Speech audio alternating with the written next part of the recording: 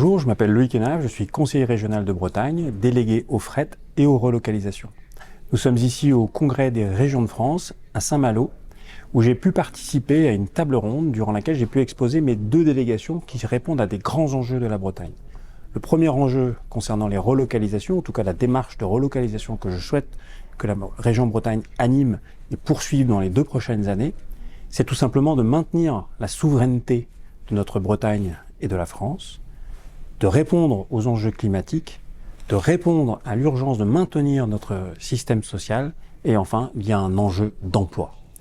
Et donc, la dynamique que nous mettons en place avec un comité de pilotage très élargi en Bretagne, c'est tout simplement de faire en sorte que les chefs d'entreprise, les décideurs, les élus soient beaucoup plus sensibilisés à l'impact de l'achat local, tant d'un point de vue social que d'un point de vue environnemental, sans gréver la performance économique.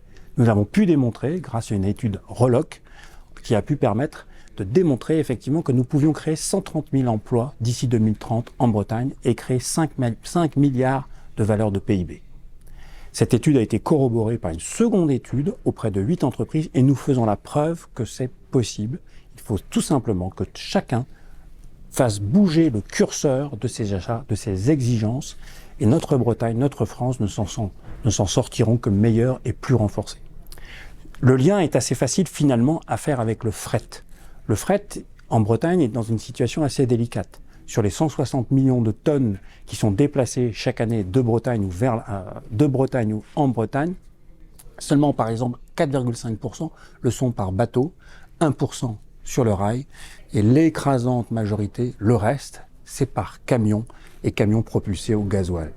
Donc nous avons un enjeu colossal de massification, mutualisation, décarbonation du transport routier et aussi de report modal. En travaillant sur ces sujets, on se rend compte que c'est le travailler ensemble qui va nous permettre, comme pour la relocalisation, de trouver des solutions. Travailler ensemble avec l'État, dans le cadre du contrat de plan État-région, qui va être, je l'espère, signé très bientôt, et enfin de la mise en œuvre de stratégies, la stratégie des mobilités pilotée par Michael Carnez, dans laquelle se trouve la stratégie du fret ferroviaire, qui sera bientôt proposée aux conseillers régionaux. Cette stratégie va nous permettre notamment de flécher les premiers investissements indispensables pour décarboner et réaliser ce fameux report modal et atteindre peut-être 4 ou 5% de part modale du ferroviaire en Bretagne. Comme vous le voyez, il y a beaucoup de chantiers, beaucoup de choses dans le cadre de ces 2 délégations et j'ai eu un grand plaisir à échanger avec mes collègues conseillers régionaux de Bretagne et des autres régions sur le sujet.